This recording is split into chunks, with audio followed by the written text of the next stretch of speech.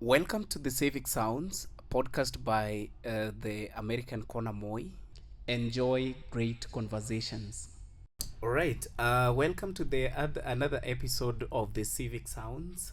As I keep saying, this is a platform where we get to talk about leadership, governance, youth issues, their employability, and any other thing that concerns our youth and our society in general.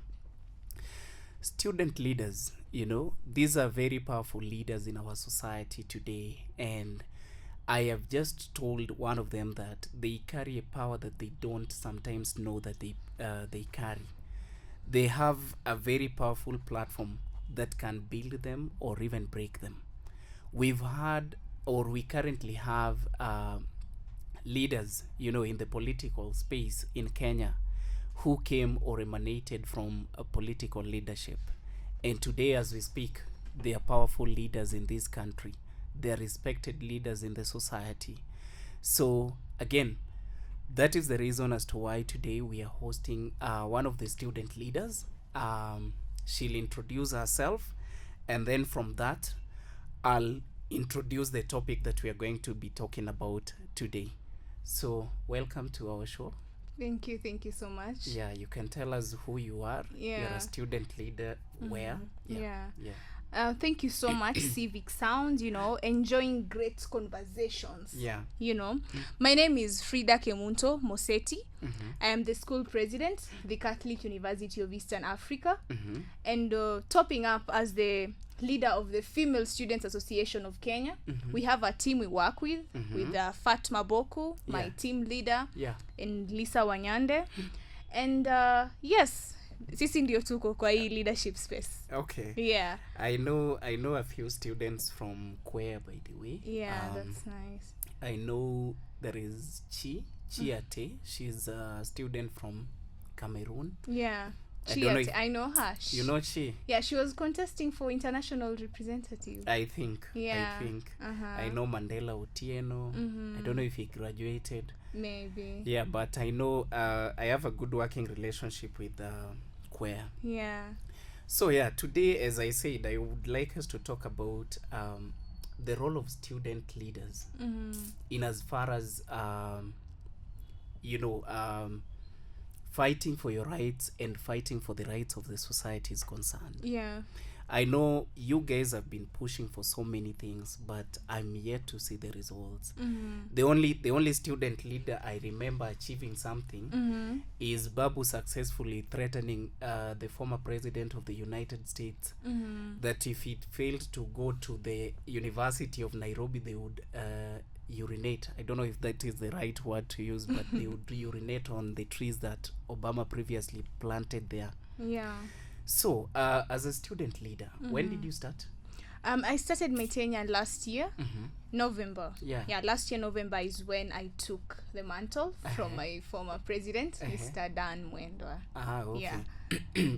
I've heard about the stories about the campaigning around student leadership. In fact, some people say it's become an expensive affair.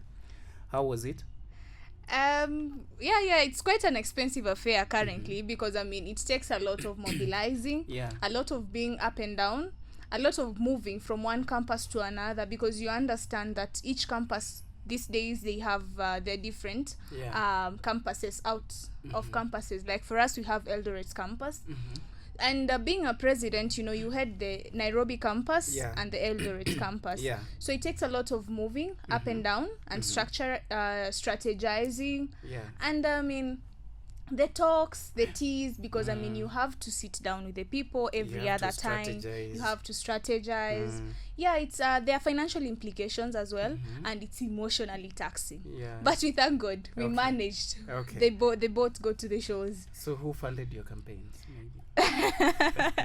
That's a straight up question. I wouldn't want to say who funded my campaigns really, or pinpoint down names, because maybe just friends, family. Yeah, friends and family really came through a lot, especially my friends during that campaign period. Yeah. How much did you spend roughly, maybe? Again, I don't find it comfortable quoting figures just here. Just the ranges, maybe between 1 to 2 million or between 2 to 3 million. Yeah, because we of course know the maybe when it comes to national politics, Sure. the budget for a presidential campaign. Yeah. So quoting just the ranges. Just ranges. Okay, then I'll leave the guess to you. Between 0.5 and 1.25. Okay. Now you can guess there. That was 700,000, ladies and gentlemen. So, Frida. Yeah. Tell us, what do you have in your manifesto as a student leader? Now, just for the queer students, before you go to any other students outside. So firstly, I wouldn't want to come and lie that we want to build a swimming pool, we want to bring this. Our first agenda is to sustain what we have always had before and do better than that. You see, many a times you get that presidents want to come into the seat with an aim of, I just want to outshine the other, I want to be the best. You forget that you are also in the process of learning. You're also in the process of understanding what this leadership is. It's like you're training yourself, because it's not something that you just wake up and you find that you have everything set, everything you want to do, because at some point you get confused. At some point you get back to the track and out of the track. But our agenda number one is for the welfare of the students, ranging from their sports arena to the entertainment arena. Actually, in campus, I've come to realize that most of the activities we do, it revolves around entertainment. How do you bring out the fun aspect of that thing? Even if you're speaking about the mental health of the students, as an agenda, how are you making it fun? Because we are done with the old days where people used to come and sit and talk. We are Gen Z, right now we are powerful. We want things that make us sweat. We are doing away with the traditional classroom setup, right? Okay, that's great. You're a student leader, a female student leader, and there has always been that rumor or that perception around student or female leadership, and some people have, for lack of a better word, people have always said that women leaders have to exchange their bodies for the leadership positions that they hold. Was that the case, or what did you say about that? For my take about that really revolves around one's own morality and sanity. I think I'd refer to bad girl Millie. Millie. Millie says, who doesn't have sex? That is what Millie says. Because when you look at this is a question of self, not everyone. And when you say a female has to exchange body in order for them to get something or to get somewhere, that's a really wrong narrative. Because these are the same boys we were in class in primary and in high school. We were seated in the same classes and we used to compete on fair grounds. So I completely denounce that narrative, and I support bad girl Millie. We don't care. We don't care. Okay. So in short, you're trying to say that you can actually rise from one position to the next without using your body as a trading tool. Sure. Okay. 100%. Okay. Now, talk to us. Like, what is the role? What do you feel the student leadership can do to push for agendas? For agendas. To push for the student agendas. Because somebody was telling me someday that the government of Kenya has the capacity to actually feed students, university and college students, at the cost of 5 Kenya shillings. Just like what Governor Sakaja is doing with Dishina County. Where students are paying 5 shillings per day. So what are you guys doing as student leaders? So firstly, your question on an agenda to be pushed amongst this or to the society through the student leaders. First we must appreciate that 80% of the youths are in campus, either in university, in colleges and other tertiary institutions. I'd say 80% or on an approximately. And the student leader, the moment you're a student leader in whichever capacity, you had a very big number, and you speak for the people. So first of all, student leadership comes with a lot of courage, and confidence, because you're the voice of over 10,000 or even 15,000 students. But what I really think kills us is we are not organized under one umbrella. So you find a student leader maybe from Taveta is speaking this language. This is what they're saying. We get again news from Kisumu. We get again news from Nairobi students. We don't have one common factor that brings us under one umbrella. That's why it's easy to pull from one end to another, and eventually, maybe if we were fighting for a given cause, before we reach the end of it, it's already in shambles, or we haven't achieved it. But I can confidently say that student leaders really have a great role in sensitization of whichever agenda to the student, and to the society. Large. Yeah. So I want us to look at these agendas one by one. Yeah. And starting with, we recently had the demonstrations by the Technical University of Kenya.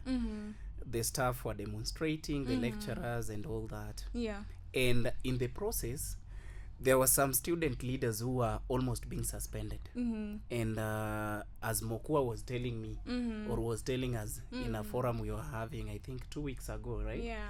He was saying that it had to take Babu Wino for these students to remain in school, right? Yeah. So why we didn't see the solidarity, like the student leadership coming to be in solidarity with their fellow comrades or fellow leaders, and say or call the relevant authority to book and say it can't happen. So what are you guys? What can you guys achieve if you can't come through for your colleagues? Yeah. Sure.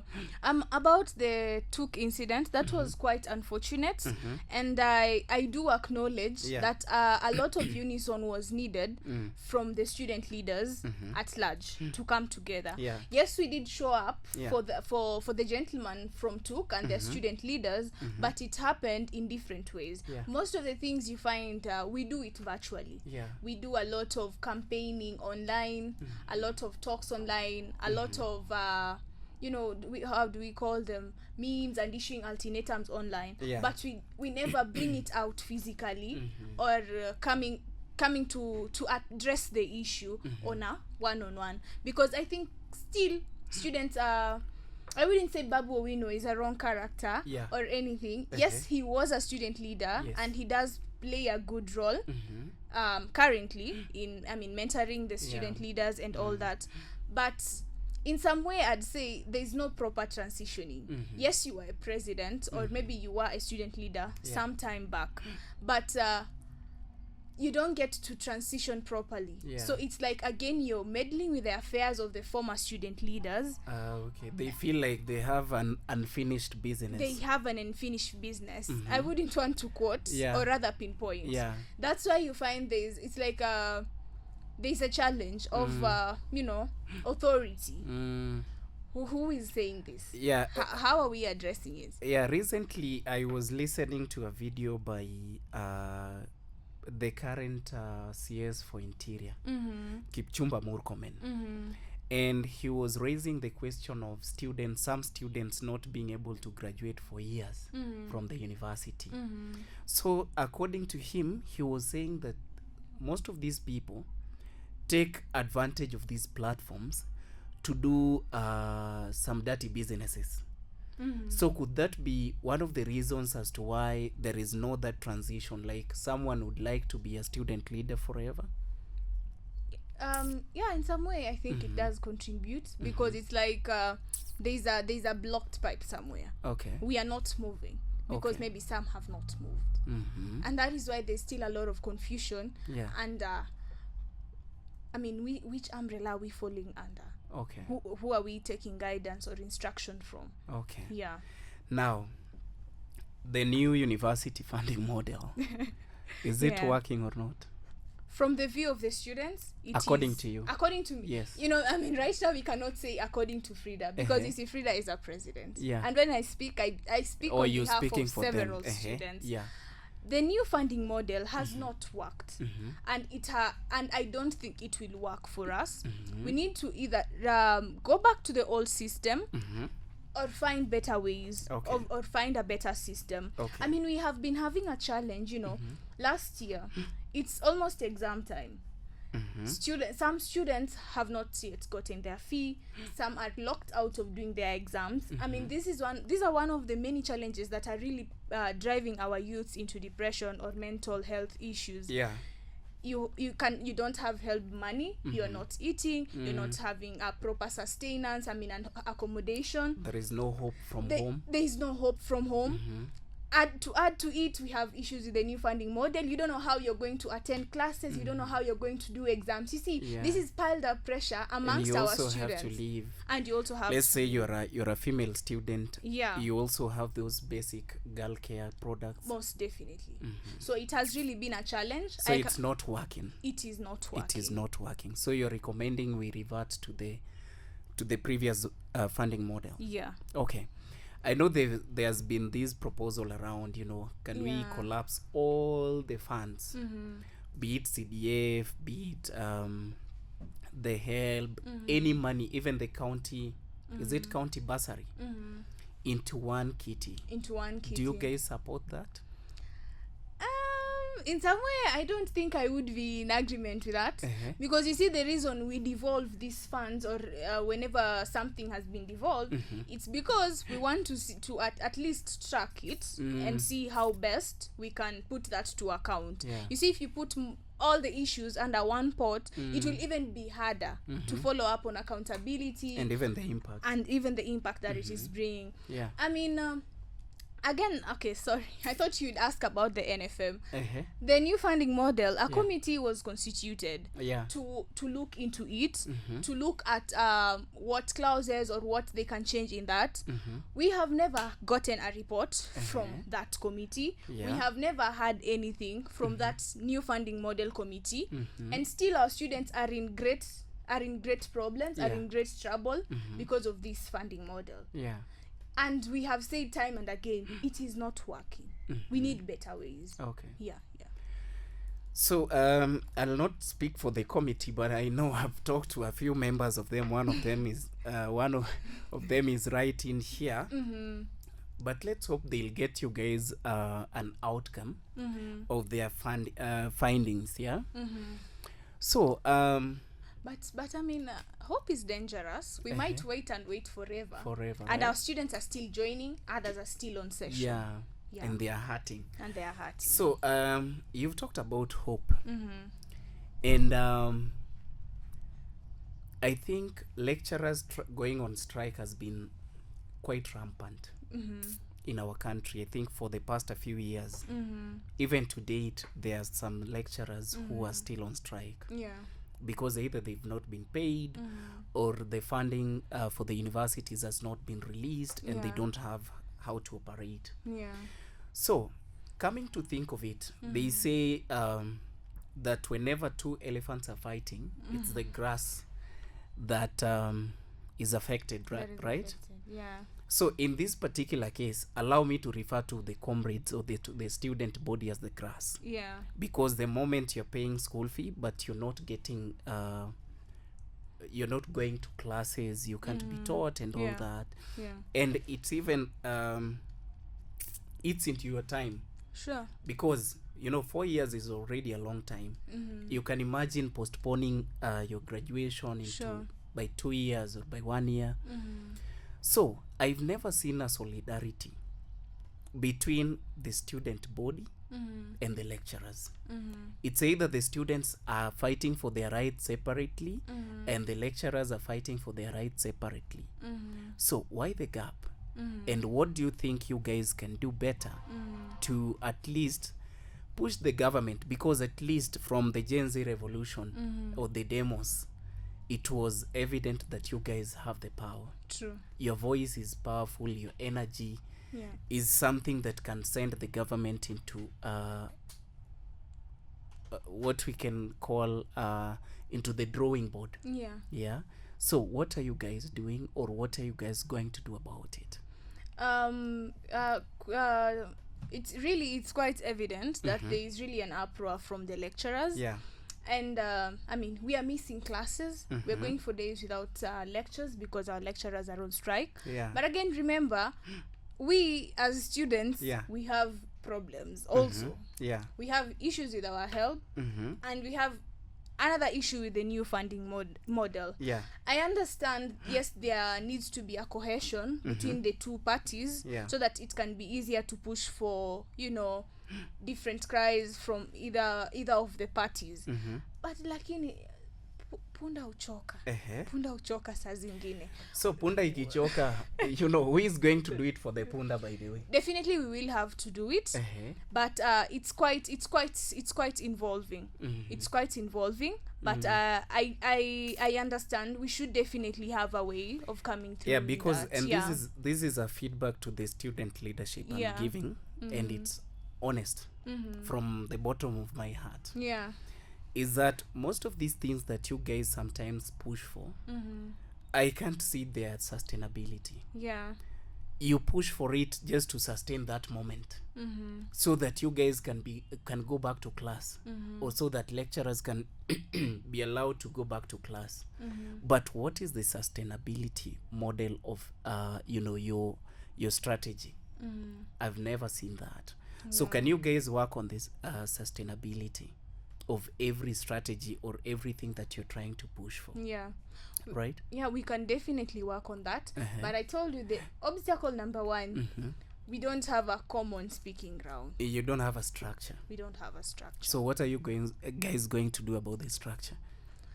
It is a conversation that we have amongst ourselves as the current student presidents, to see to it that we come together as a union of different student organizations, so that it is easier for us to speak one thing and to push for a few agendas that we wish to have.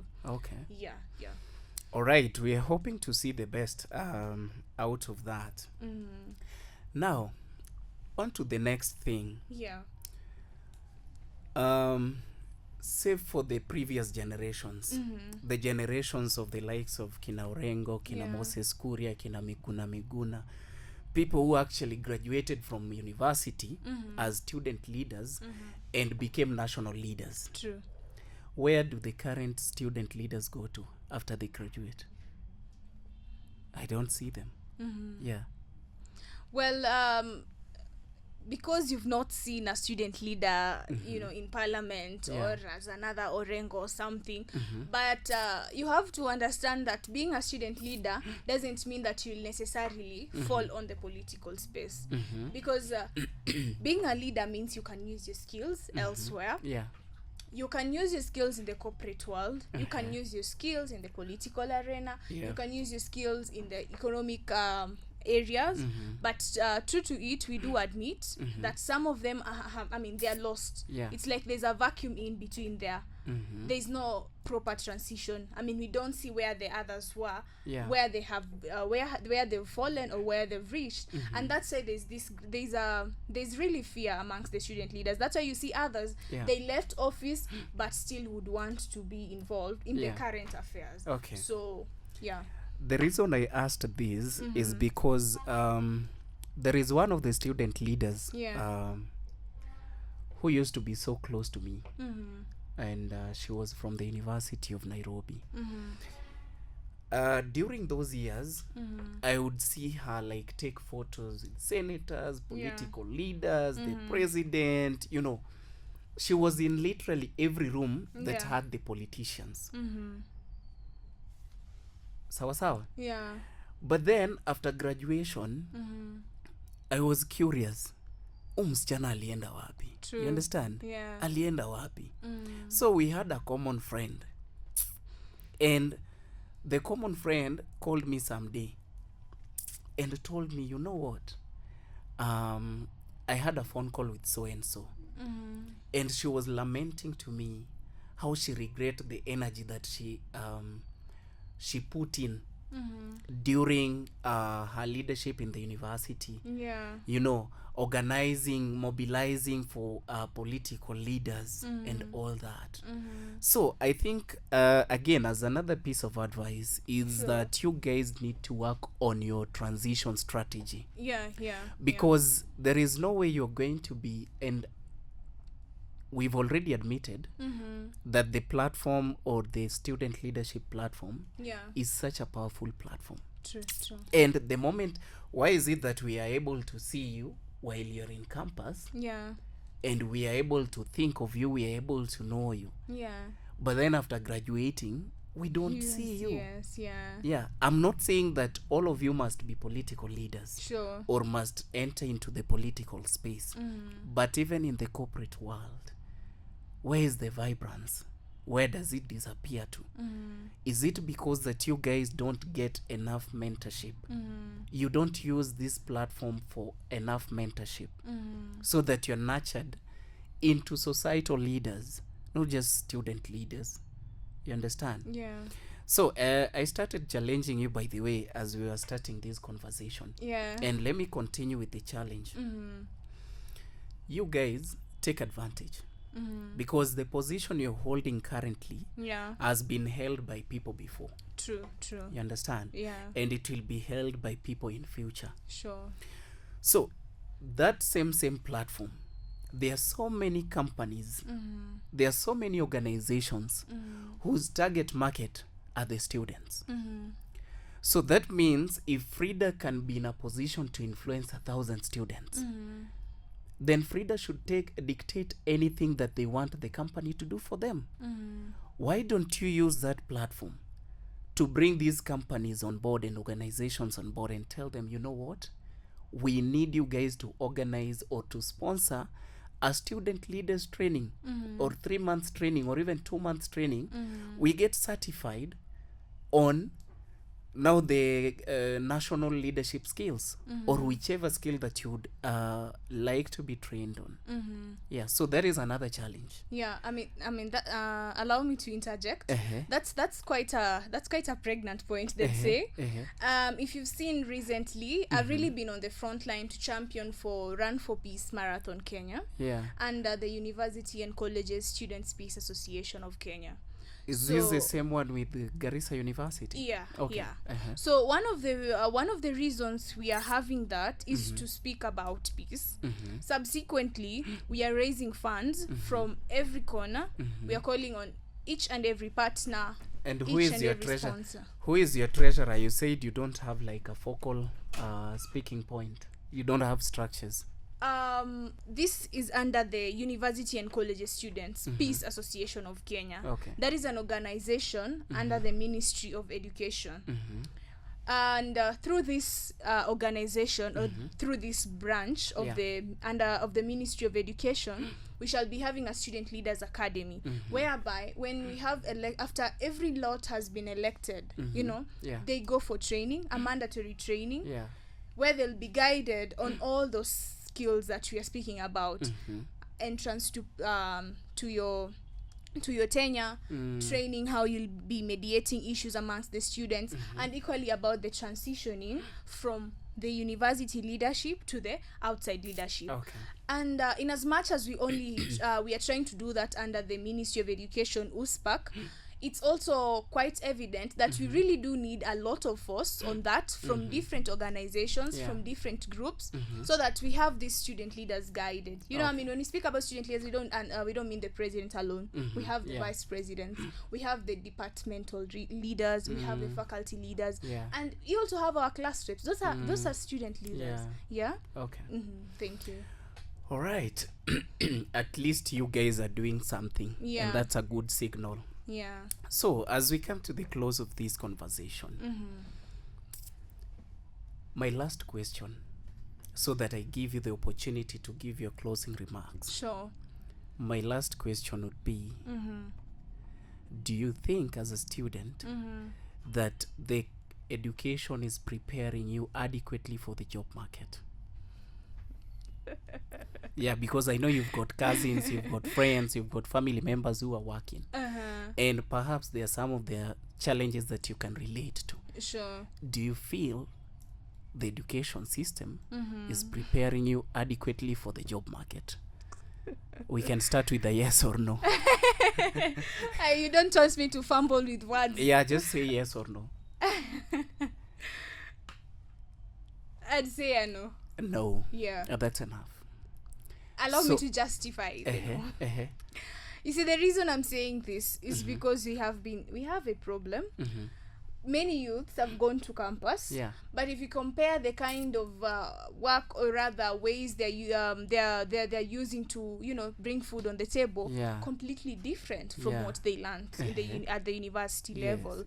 That's why, from my thinking, I think university prepares us on it's giving us a picture of what the outside world really looks like, and it's like we are learning the patience, the out of class interactions, and how to relate with society. Largely that's what university really does. And maybe a little bit skill polishing. So skills are ziko kidogo. Exposure ndo iko mob juu unaona na PR na PR lazima. PR lazima. Anyway, okay, but I got your point that it's a no. So Frida, what would be your closing remarks as we come to the end of this conversation? Give a student leader, or maybe a future student leader, or a former student leader, or a student, a piece of advice. My piece of advice would be, let us keep pushing harder, because it has never been easy, and it's never going to be easy, but let's keep pushing. All right, so they keep pushing. That's the shout that I'd give today. Asante sana. Thank you so much, Frida, for the insights and for the for the good work that you are doing for the Catholic University students. And to any student leader out there, just know that you have such a powerful platform. So make good use of it, because it can either make you or break you. So thank you so much for tuning in to the Civic Sounds, and I will see you in the next episode. Thank you. Bye.